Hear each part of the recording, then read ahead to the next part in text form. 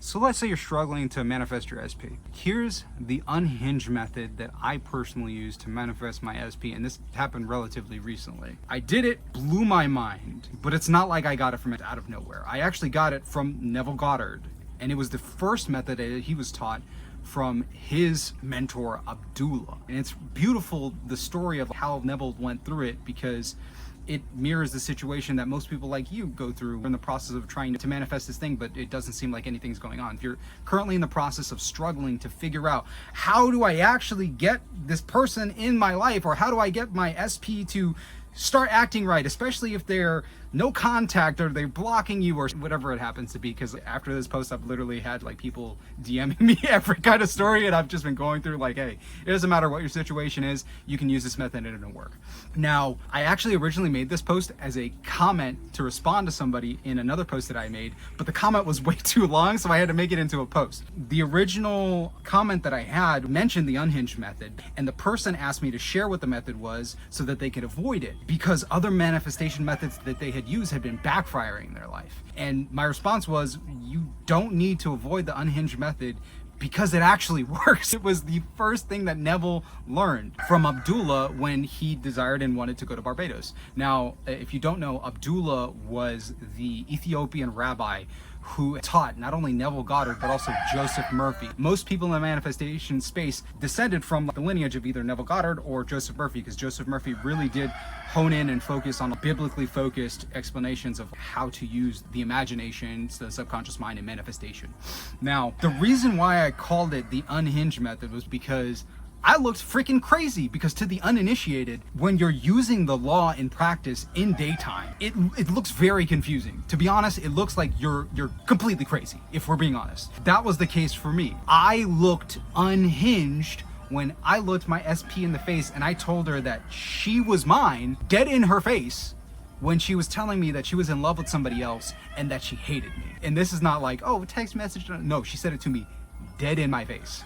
So when confronted with that, I pulled in Abdullah. See, when Neville was first learning from Abdullah, he came to him and let him know, this hasn't necessarily been the case, but for some reason, I have this intense desire to want to go to Barbados. I want to go and see my family's home. And when he expressed that to Abdullah, Abdullah simply told him, you're in Barbados, and just waved him away. That's it. He didn't explain anything, didn't give him a method, didn't tell him to do sats or anything like that. Just said that, and Neville left. Neville was obviously confused at this point, because this man just told him something that didn't make sense. The statement was unreasonable, because in Neville's head, he's like, what the heck are you talking about? I'm sitting right here across from you in your living room on 72nd Street. What do you mean I'm in Barbados? That doesn't make any sense. You sound so weird. Neville, when he left Abdullah's house, was obviously confused, which most people are when they're confronted with somebody who understands the law and applies it in reality.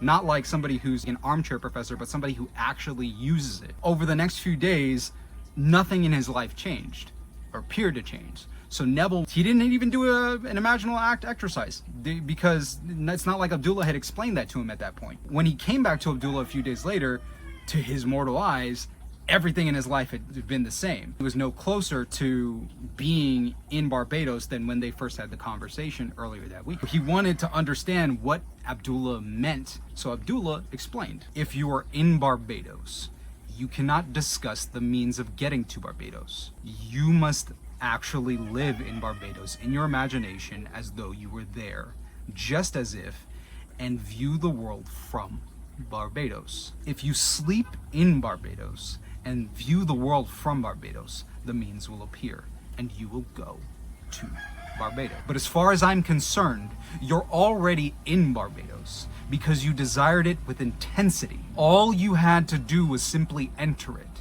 And you enter it now in New York City, even though it was 2,000 miles across water. And you aren't going to walk across the water, but you enter Barbados and view it, the world from it. If you see the world from Barbados, then you have to be in Barbados. Abdullah had already spoken the word of Neville being in Barbados. But Neville needed something to help him get into that state. Neville needed the imaginary experience to join Abdullah in thinking from Barbados. He told Neville to sleep in Barbados, to see the world from Barbados, to no longer think of yourself from being in New York, but to think of himself from Barbados. And Neville later learned that man is all in imagination and man is all imagination. So where you are in imagination, you must also be in the physical body. So through the act of constructing an image so real in your imagination, you impress the formless substance of you being there. And all you need to do is occupy this space in the way that you can tell. The litmus test for letting you know that you are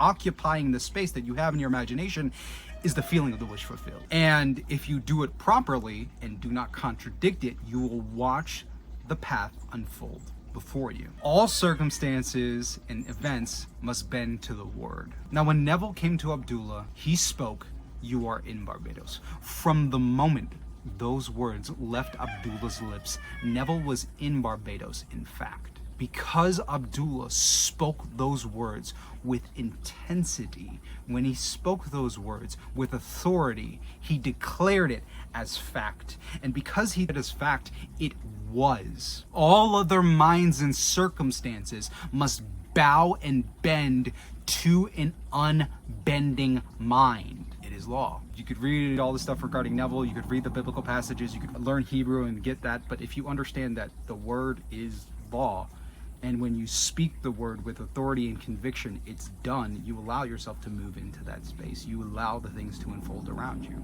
Now, the problem that happens is that when people hear this and they try it, they expect the change to be instant. That's why I love this Neville story, because the change wasn't instant for Neville. Hell, Neville didn't even think that it was possible. Neville was doubting the entire process, because for Neville, this whole entire process didn't happen automatically. This was happening in October 1933, in the middle of the Depression, which means that there's no money. The guy is out of work. He is unemployed because nobody's going to go see a dancing show when you're worried about getting shoes for your kids or food. Like, people were eating leather. It was bad. It was really bad. But you know what? That didn't stop Abdullah from what he said. And that didn't stop Neville from the process. Neville started doing sats, and this took several weeks. He was doing this from October to November. Now, the problem is, while he was spending time in his imaginal act, while he was going to sleep, imagining himself in the family house in Barbados, he did this night after night. And sure enough, nothing happened. Late November comes around, and Neville is getting nervous because nothing appears to have changed in Neville's experience at all. He's still in the same predicament. His bank account looks the same. The money in his wallet looks the same. The food in his fridge is the same. Everything, for all intents and purposes, to Neville's eyes, everything looks the same. And that's sadly the case for everybody else in the middle of their process. When they're en route to their manifestation, we lose faith because we believe that there's nothing happening, when that isn't the case. The fact is, it's already done. Now, in Neville's case, he was getting nervous because the final ship that's supposed to be going to Barbados, he knows that that's leaving on December 6th. This is the last ship that's going to Barbados for him to be there at Christmas. So that means that that deadline is coming up. He's getting mad nervous. And he's like, I've been doing the thing. What's been happening? What's been going on? Nothing seems to change. So what does he do? He decides that he's going to go back to Abdullah. And he tells him, hey, I want to explain the situation. Like, I'm no closer to being in Barbados. Abdullah looked him in his face and said, you are in Barbados. Stood up, turned around, walked to his bedroom, and slammed the door in his face. And Neville said that this was not an invitation to follow him. What he was doing was he was teaching him a lesson in faith. And the interesting thing is, in that entire process, he was teaching Neville the meaning of faith. He was performing faith. He wasn't just speaking it, as some random esoteric term. He was performing it in his face. Throughout this entire process, Abdullah never changed the phrase that he was telling Neville Goddard. He continually told Neville Goddard, you are in Barbados. No matter what Neville came back to him and said, hey, it's getting closer, hey, this time, hey, no matter how much time had passed, it doesn't matter. You're in Barbados. Faith was the fact that he had the assumption, said the word, and it was done, and he refused to change the way that he thought. He kept the assumption that Neville was in Barbados no matter what happened, no matter what said, no matter what circumstance, no matter what conversation was had. Neville was still in Barbados. Now, I don't know why he talked to this strange man who was there if Neville was in Barbados, but we won't get into that. But he stayed resolute. He was resolute in the fact that Neville was in Barbados. So whenever Neville came to him, no matter what he said, you're in Barbados, and I can't have a conversation with you because you're in Barbados, Neville. We can't discuss you being scared about Barbados not happening because you're in Barbados. It's done. And he refused to have the discussion with him. And to some people, this may seem rude. Other people, it may seem unhinged, but it's just the law in application. He knew the word was spoken. He knew the act was done. He knew the fact that Neville had created this ideal scene with intensity of emotion meant that it was finished. All Neville needed to do was just stay in faith and allow things to unfold the way that they were supposed to. What Neville talked about later on in the lecture was the fact that, and I love this analogy, it was beautiful, is that there's no halfway pregnancy. Once you've conceived of the idea, it's finished. It's done. You just allow it to grow within the womb of creation. It must unfold, it must grow. If you contradict and interfere with the idea, you cause a miscarriage, which is ultimately what people do. If you look at the 3D or circumstances and events, the thing that will stop the manifestation from happening is going and using your word, using your creative power to create the contradicting reality. To look at what's going on and to say, hey, I know I said that before, but this doesn't look like it's happening, which means that you're going and you're moving back and forth like you're like somebody who's clicking through channels, or you're like moving through tabs on YouTube. You're just going from tab to video, not allowing the videos to play all the way through. And if you let the video play all the way through, you'll watch and notice that everything happens the way that it's supposed to. Everything happens the way that you said. What was said in the beginning of the video, what's said in the description, what's said in the title is exactly what's going to happen by the end of the video. It's the same thing with your reality. Once you state it, once you put it in the description, it's done. Just watch the video and let it finish. If you don't contradict it, if you don't switch channels to another reality, to another possibility, you allow it to unfold. And what Neville was doing was what a lot of people do, is when things don't seem like they're manifesting and they don't seem like they're getting to the point, they move from channel to channel. They're like, oh, hey, I believe it happened, but what about this? And it doesn't seem like it's happening. But yes, it's definitely happening, which ends up canceling itself out.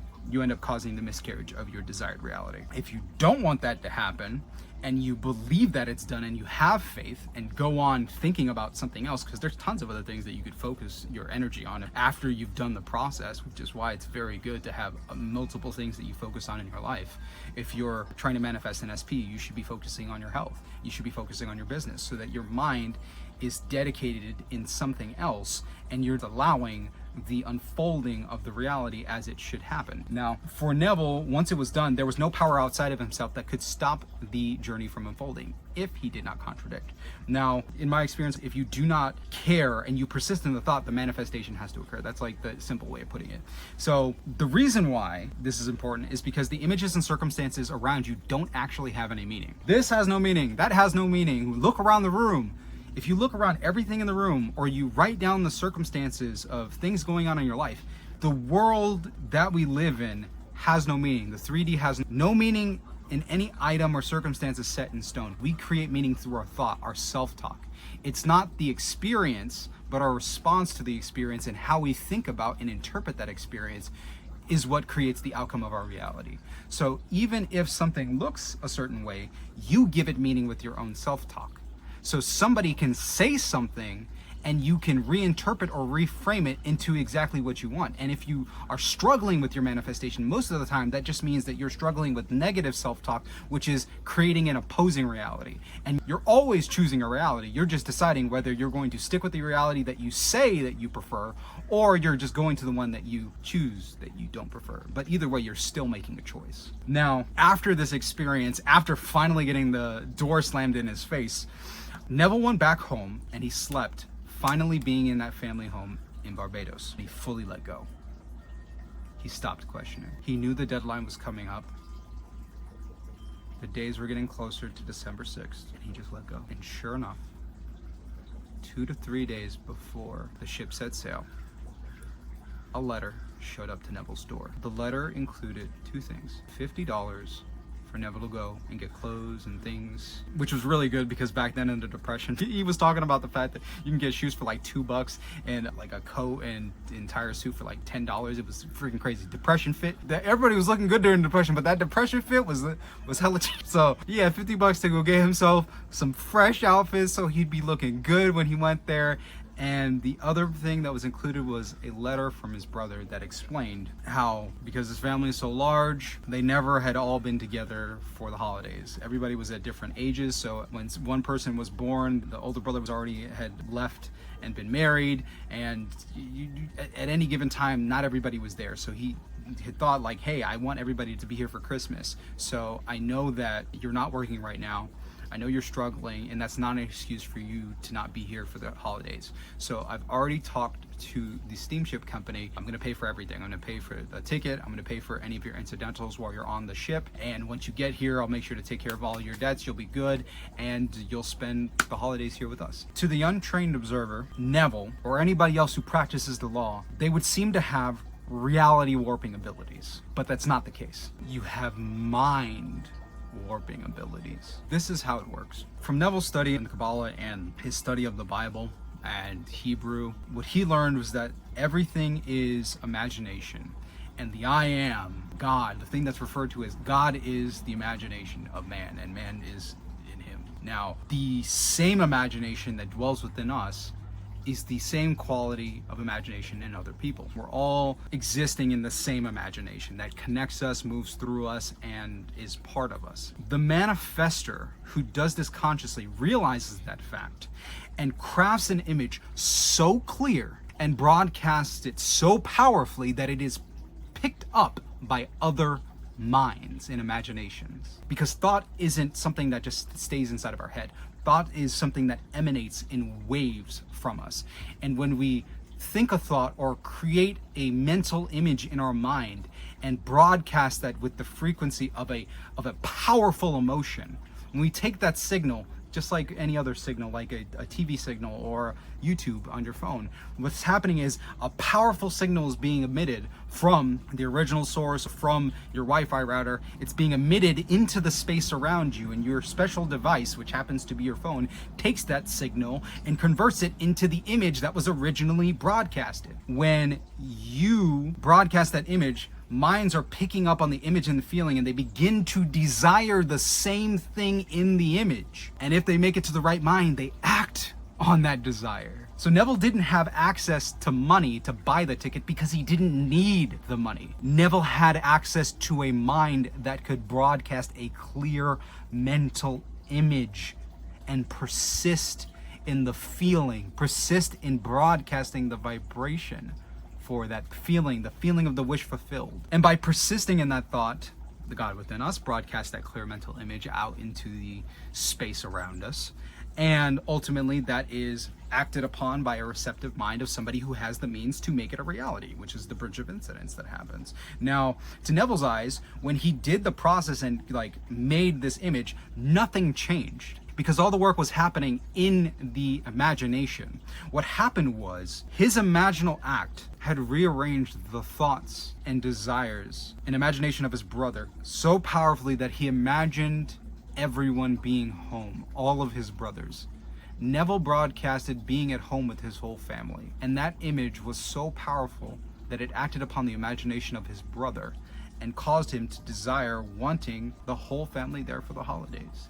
And his brother, who was operating the family's business on the island, had the means to get his brother to come there. The chain of the stores, that if you've heard the other stories by Neville, you know that his brother and his family owned and operated these chains of convenience stores around the islands of Barbados. He had the means, but for Neville, he didn't need it. He just needed to broadcast what he desired. And ultimately, Neville at the time didn't know that this had happened, because the mind that broadcasts doesn't need to know the how. It just needs to broadcast a clear image of the wish fulfilled that arouses the feeling of the wish fulfilled, and broadcast it steadily enough until it becomes an all-consuming desire in someone's mind and is acted upon. Because that's all you're essentially doing when you're practicing any of these manifestation principles, is that you're persisting and putting out this signal for long enough for it to find its way back to you. That's it. The greater mind that connects us all will ultimately end up finding the right receptive mind to make this come to pass. And ultimately, that's what we all are. We're all walking around, doing our things in our lives, and we're ultimately becoming the answer to other people's desires. And it's very funny, the mirror image of both. Because sometimes we don't understand, why did the desire show up in Neville? Neville never explored that. Like, he said that out of nowhere, Neville decided strongly and powerfully to want to go to Barbados. Maybe it was actually his brother that had the desire to have the family together, and Neville was the one who was receiving the initial vibrations for that. Who knows? The only thing that we know is from the person who actually wrote down their story, writing about their experience, and Neville talked about having the arousing, intense desire to want to go there. And maybe the fact that Neville had all these experiences and all these doubts was just so that Neville would have a story so that we would be able to share and understand the experience and use it to create our own desires. Who knows? But ultimately, the reason why I find the mirror image thing really interesting is because, let's say you're currently wanting money. Let's move SP to the side. Let's talk about money. Let's say you want $20,000. You broadcast having $20,000. In the act of broadcasting having $20,000 in the bank, the way has to manifest itself. So you're going to come up with ideas. You're going to bump into opportunities. Let's say you're already running like a solopreneur business, and you decide that you're going to craft a new offer. And suddenly, when you do that, people with money in their bank accounts now have their desire to actually have what you want to sell. They're out there. Like, if you desire to have $20,000, guess what? There are people out there who have the money that they want to trade for what you have. It's already there. And you end up becoming the answer to their desires and their prayers. And the exchange happens because you're the person who's presenting what they want. And ultimately, you guys get magnetized. You decide, oh, hey, I'm going to post a video. I'm going to post content on TikTok. I'm going to post a video on YouTube. And these people are just going to end up showing up. And they pay you.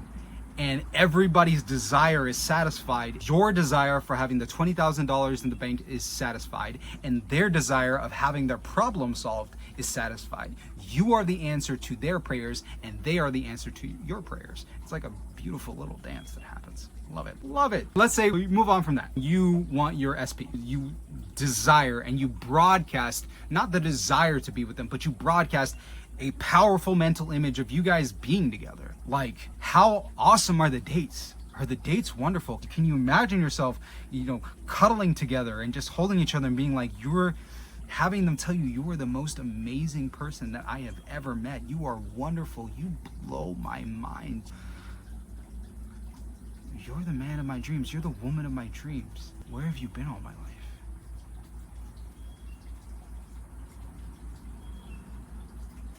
And if you can put yourself in the actual state of imagining them saying that to you, and you use the state akin to sleep and go to sleep in that feeling and broadcast that, suddenly that person starts noticing all these wonderful things about you. They start fantasizing about you. They don't know why. They want to talk to you. They start seeing your stories pop up on IG, and they start watching you and just start thinking about you. Now they're scrolling through your photos and they're going places because they know that you're going to be there. And ultimately what ends up happening is that they end up yearning for you to the point where they break down and confess that they have feelings for you. It's like something like a light bulb just switched on, and suddenly you're the most amazing person in the world, and they can't understand why they didn't see it before. That's what happens when you broadcast a clear mental image and do not contradict it. Other minds pick up on it. That's why your self-concept is important, because that's ultimately what you're broadcasting out. It's a broadcasting thing. So in Neville's case, through persisting in SATs and through persisting over weeks, even when nothing seemed to happen, and when he finally let go, because he persisted, the desire became his brother's desire. That's the assumption. The desire became his brother's desire. But the whole manifestation process didn't stop there. It didn't end there. The story would have been cool and amazing, but that wasn't it. Neville still needed to learn another lesson. When he went to the steamship company, he was like, hey, I'm here to pick up my tickets for the ship that's supposed to be going to Barbados. And they looked at their records, and they were like, hey, we know that you got a ticket for first class, but we overbooked. So you could use the facilities for first class during the day, but you're gonna have to sleep third class because we ain't got a first class ticket for you. And I was like, I don't care. As long as I'm going to Barbados, that's the only thing I cared about. I'm in Barbados, so as long as I get there, doesn't matter how I get there, I'm perfectly fine with that. And what he does is he goes to Abdullah to tell him the good news. It's like, hey, Abdullah, it happened. And Abdullah wouldn't have been surprised, but he's like, hey, I'm going to Barbados, and they said I'm going to be third class, but I could use the first class facilities during the day, and it's going to be awesome. And then Abdullah didn't respond in the way that Neville expected. Abdullah looked at him dead in his face again and said, who told you that you are going to Barbados third class? you are in Barbados and you went to Barbados first class. And he slammed the door in his face again. Neville was like, what are you talking about? I did what you said. It happened. What? But again, he was teaching him faith and the usage of the law and the usage of assumption. He already had assumed. He was in the state. Abdullah, from the moment he came to him with the desire, was in the state that Neville had already accomplished what he wanted and that he went there first class. Abdullah made the declaration powerfully, and when declarations are made powerfully, that clears the way and bends other minds. It bends circumstances. The unreasonable mind of Abdullah broadcasted the fact that not only was Neville in Barbados, but he went there first class. And the random person in first class had no choice but to decide not to go because Abdullah had made the declaration with authority. That person's imagination had picked up on the thought, and their emotions and feelings had welled up to make them feel like they shouldn't go. Now, I remember hearing another story, I don't know if it was this story or another one, where Neville talked about the fact that this woman had come with like a feeling of dread and fear, and that's the reason why she didn't go. I don't remember if it was this story or another story about somebody going on a steamship somewhere, but ultimately, it doesn't matter what happened to the person. The fact is that Abdullah had done that, and minds, the other imaginations had made the way for that declaration to be true. And ultimately, as a side note, this also lets you know that declarations are actually easier when they're made by somebody else. And this is part of the reason why it's really powerful if people have like a spiritual mentor, spiritual teacher, they have like a rabbi or a preacher or somebody that they're studying under, or a husband and wife. And also grandparents, parents and grandparents, all those people, the spiritual people who are elders, who have the ability to speak words of affirmation over you. Because since they're not in the actual experience themselves, it's much easier for them to broadcast and hold the faith because they have no reason to waver on it. They could literally just look at you and say, hey, this is done. Neville did that for the guy who came up to him and he was like, hey, you got some money? And Neville's like, I don't got money on me, but I'm gonna make sure that you're good. I'll give you something better. And he looked at him and imagined him as gainfully employed, living a happy and wonderful life. And he did that for another person that he didn't know. They ended up bumping into each other months later. He was in a nice suit, looking good, all well done and everything. Well, not well done like a steak, but he was looking good. And he told him, hey, thank you so much for not giving me money. I was so embarrassed at that experience that I immediately went out and I got a job the next day. And now my life is completely transformed and turned around because you did that. Because Neville broadcasted the thought of this man being gainfully employed. So that's why it's important to have those kinds of spiritual people in your life. That's the reason why community is so important, because you have other people who can speak those words of affirmation, speak those words of power into you. So if you do not have a community, you can, I guess, go down in the comments or have a conversation. I might end up putting together a community of people. Hell, you can go over to the community on Reddit and connect with people who all talk about Neville Goddard there. But ultimately, by doing that, you gain access to not only receiving it, but also doing it for other people, which is very powerful. Now, if you're testing this yourself, I did it and it worked. I'm currently at the farm of my SP. This is her mother's farm, and I've been here and we're doing amazing. When I originally wrote the post, it was funny because as I'm in the middle of writing the post, she comes up to me, she's massaging my shoulders and she's gushing about how wonderful and amazing I am, and we're having a wonderful time and we're connecting. And that wouldn't have happened if I didn't use the unhinged method and assume the feeling of the wish fulfilled, that we were already good. When things were not good, things were, objectively, they were bad. They were awful.